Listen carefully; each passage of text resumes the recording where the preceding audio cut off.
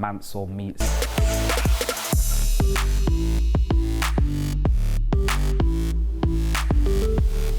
What's going on, people? Silently underneath. What's going on, people? Mansell meets, and today I'm very happy where we got a special one in the can. He didn't want to come back to bribe me for breakfast. Yeah, Femi, ni run. What's happening? What's happening? What's happening? Love, man. Listen. Thank you for taking the time out of your busy schedule.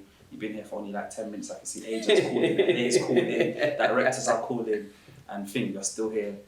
Joining us, so thank you for that. No, thanks for having me, brother, man. No, Thank no you. problem. Please, at any time, feel free. Just chop. Just chop. That's it. That's the whole thing. Just to enjoy.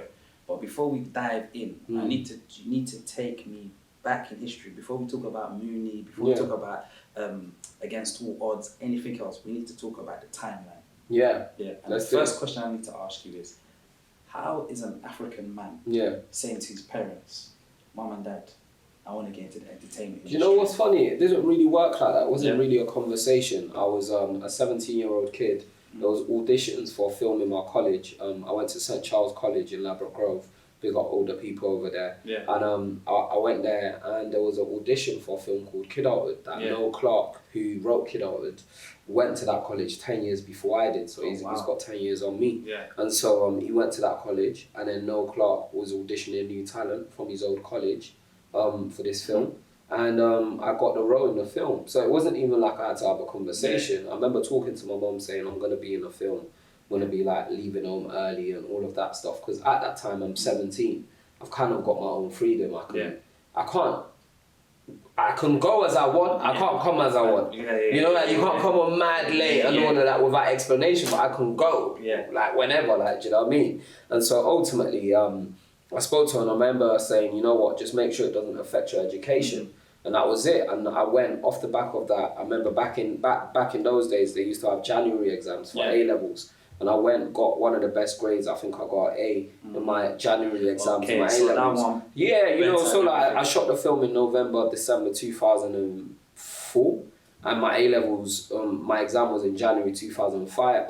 No, I'm doing the dates wrong, but like those kind of dates. But you got done. Yeah, 2005. It was definitely 2005, and you know I smashed it. I got good grades. So like for me, it wasn't even a thing like having a conversation, sitting down with my mum and saying this is what I had to do. Because then I went after Kidulthood. It didn't come out for a long time, and then I went to do.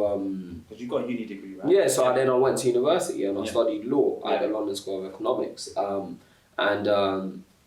After that was when I was 21. Kidulthood had already come out. Adulthood had come out. After that was like, what are you doing with your life? And I was like, you know what, I want to do acting. Went into it for a year, didn't really work out.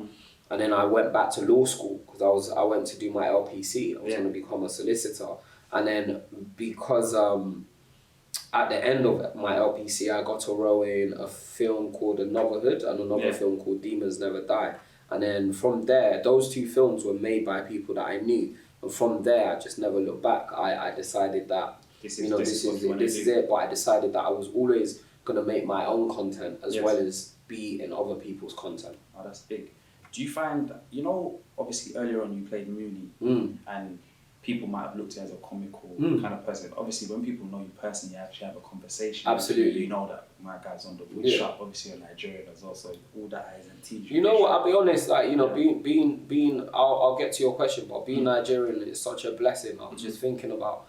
There's such an entrepreneurial spirit that comes from being Nigerian, and also like Nigerians. Generally speaking, are self-starters. Like we want to make something of ourselves. 100%. We want to affect the world. We want to like influence our very much about self-improvement and all of that stuff. And so that's been a blessing in the way that I perceive myself and I perceive the different industries that I go into. Yeah, because even when you're talking, you're saying while Kidulthood was out, you were still educating yourself. I mean, I was on set with books. I was on set reading. Like, a lot of people have that mindset. A lot of people are like, I've made it. Yeah, but I did think that as well. But at the same time, I also knew, and also I happen to like education. I happen to be good at school.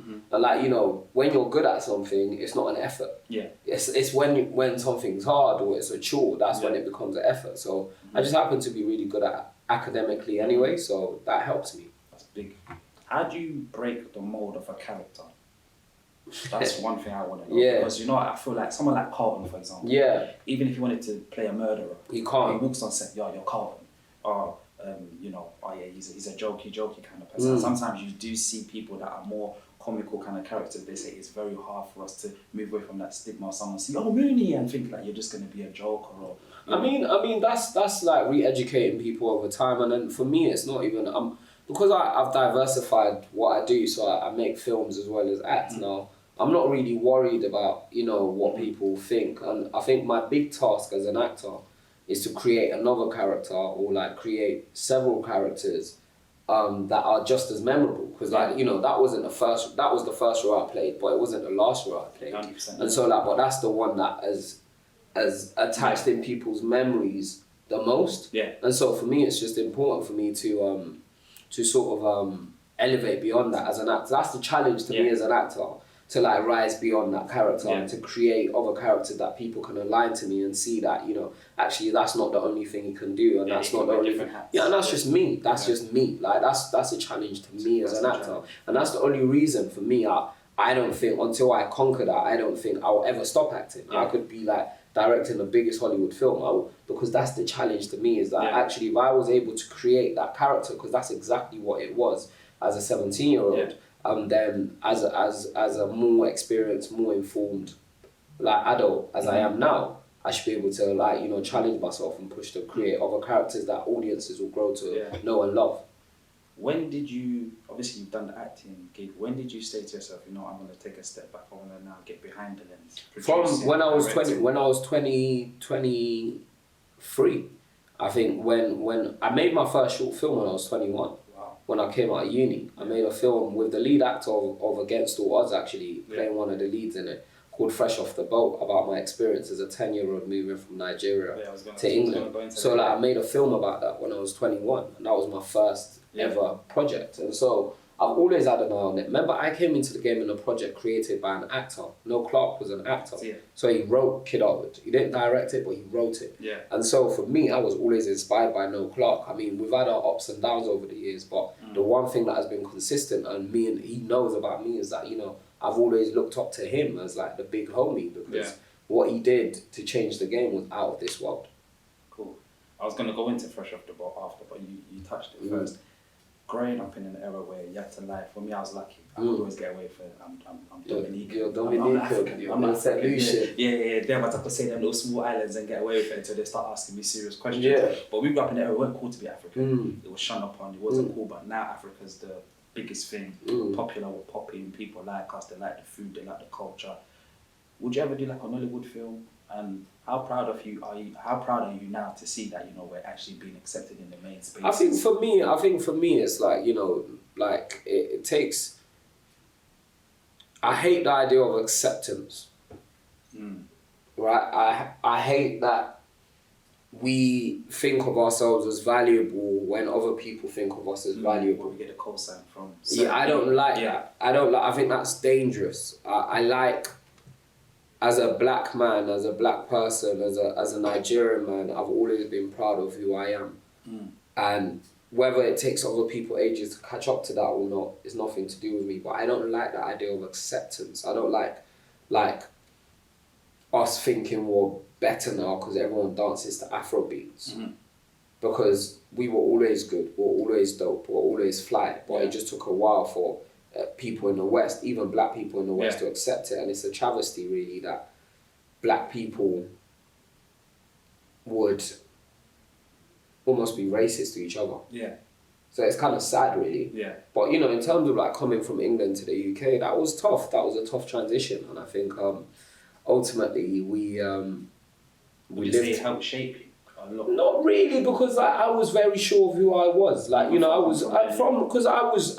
I've always been super confident about who I am. I've always thought in my head that I believed in myself a lot as a kid. Like, you know, I believed in God, like, and I believed in myself, and I had really good self-esteem as a kid. And so even when kids were trying to go at me at school and stuff, when I had a full-on Nigerian accent. Yeah. So when people were trying to go at me, I would fight them. I wouldn't cry. I wouldn't cry. Like, you know, one of those ones. Like, I can see you there in the playground just doing flying head. Yeah, no, I wouldn't. No, I wouldn't cry. You know, I wasn't one of those kids. I wasn't like sad, like, you know. But obviously, it chips away at you, even if you're not mentally or physically taking it in. But ultimately, it didn't make me think less of myself. I've always thought. I think it's very important that as black people, our self-esteem and our self-worth is derived from ourselves, not from other people. No, that's big. Please, tell me, what kind of prayer are you praying to get the kind of favour that you have? Oh, that's a good question. Let me check Please help yourself. What kind of favour? You've got cheese in this, isn't it? Yeah. I don't eat cheese. Oh my God. That's what's mad. It was almost perfect. Almost. I'm gonna chip away at it though. Yeah, I need to know the kind of prayer. Maybe it's your mum that was My mum prays hard. The pastor, but the favour that you have, and even when I'm looking at the catalogue to see, like, there's never been that. It's always been consistent, even to a point where you've done political schemes, you've done TV gigs, you've had big stars where you're directing them, you've put in shows with them. It's always been relentless. It's never ever stopped. So for me, I know you've mentioned about your confidence. I know confidence is no, but it's God. It's exactly it's God. So please, at the end of the program, it's either I touch the hem of your cloth, or lay hands and pray with me, or you share that prayer point. But it's good to see the consistency, and like you said, you're not a person that feels like, you know, you've reached the top of the mountain, yet you're still continuing to go, Of course, of course, because at what point do I stop when Denzel Washington's not stopped? Will Smith has not stopped. Jay-Z, even though he's not rapping every day, has not stopped. P. Diddy's not stopped. Mark Zuckerberg has not stopped. Yeah. And they're still going. It's real. Do you know what I mean? Joe Biden didn't stop. He's an old man. Yeah, and his story is interesting. He's an old man. Yeah. Donald Trump didn't stop. Whatever you think about it. Yeah. So why? What have I done to stop? No, that's true. I'm not even affected history like in a real meaningful way yet. Yeah. I don't even think. I don't think of myself as like, oh yeah, I've done it all. I've still got so much more to do. It's just getting started. And also, like, in terms of prayer, like, you know, it's very important. Like, that's my anchor. And like, you know, I pray daily. My mum prays for me. I pray with my mum. I pray with my family. Like, you know, I pray with my kids. Like, even sometimes we just stop and pray before they go to school. Like, just outside a school gate. Yeah. Do you get what I'm saying? So I just think it's like trusting in God and, like, you know, just working hard. Like, because I've seen it. Like, I've seen people like work hard and it's paid off. Yeah. And so those are the principles I believe in, man. I believe in God. I believe in hard work. Yeah. And I believe in being good to people. 100%. Like being treating everyone equally. I think it's so important because a lot of people only treat people dependent on what they think they can get from those people. Or status. I'm a non-believer in that. I try to approach everyone and be as approachable to everyone as possible.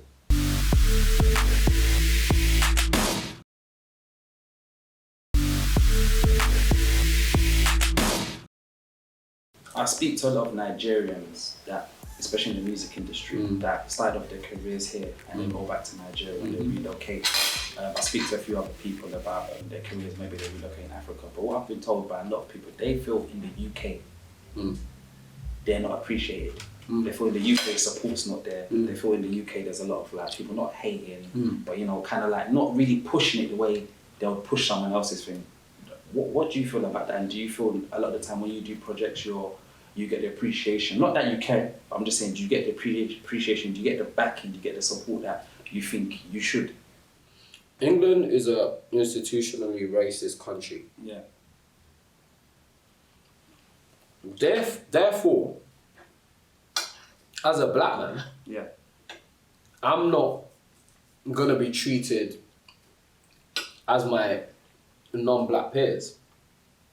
Because it's been proven again and again. There's reports again and I'm not talking like it's not opinion. It's facts. It's been proven again and again that all layers of this country is institutionally racist. Yeah. So as a black man, I cannot preoccupy myself with things I can't control, which is a whole structure that has been set up to undermine my every effort to make progress. Right? No, I hear that, yeah. So, for me, I get when people say, oh yeah, they're not being appreciated, I get it, I understand, because it's true. Because if you look at all the reports that the government commissioned again and again and again, those reports tell us that everything people are saying about racism is true, right? However, the main thing for me is that, you know, I don't worry about all of that because, one, I'm a child of God and I believe wherever I go and I pray and I put God first, I will thrive no matter where I am. Amen.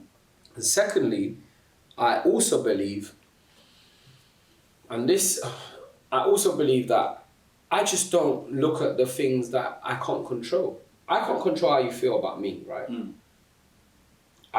You could hate me right now. I don't know. You could say you love me. I don't know. But what I can control is what I do. And so for me, I just keep doing. But what about when it comes to community? As much as you can say, I could be here, I might not like you, I might love you, but a normal person with a normal brain would look at you and be like, wow, this guy's an inspiration. I had the opportunity to sit down and interview him and, you know, actually go inside his brain and he gave me some insight. Do you feel community? Because I feel like as much as we can say the outside, yes, but in terms of even just general community. What? The black community? The black community, our own people supporting. Do you feel you get that support as well? I feel like if the black community didn't support me, I wouldn't be where I am. Fair enough. I feel like the black community supports me. You guys reached out for me to come here. I didn't call you. Yeah, but on the flip not side, on your own volition. Yeah. On the flip side, you could have easily parted. Yeah, I could have. You're at that level. No, but I could have. Yeah. However, you honoured it. the point I'm making is, you guys reached out for me to come. I could have said I can't do it. I'm busy. I could have done any of those things. Yeah. However, you guys reached out to me. So how can I say the black community doesn't support me? You and your producer, like a black man, saw another black man doing something and reached out to me. Yeah. So how can I diss my community? Not for real. Do you get what I'm saying? My community, like in terms of the black British community, as far as I know, loves me. 100%, yeah. Do you get what I'm saying? I'll be hot and I'll be devastated if they don't, because I don't know, like, you know, in terms of like youth culture, I know I've had like a certain degree of impact across race. Had a campaign. Yeah, across race. Yeah, across race, right? I've had impact, yeah.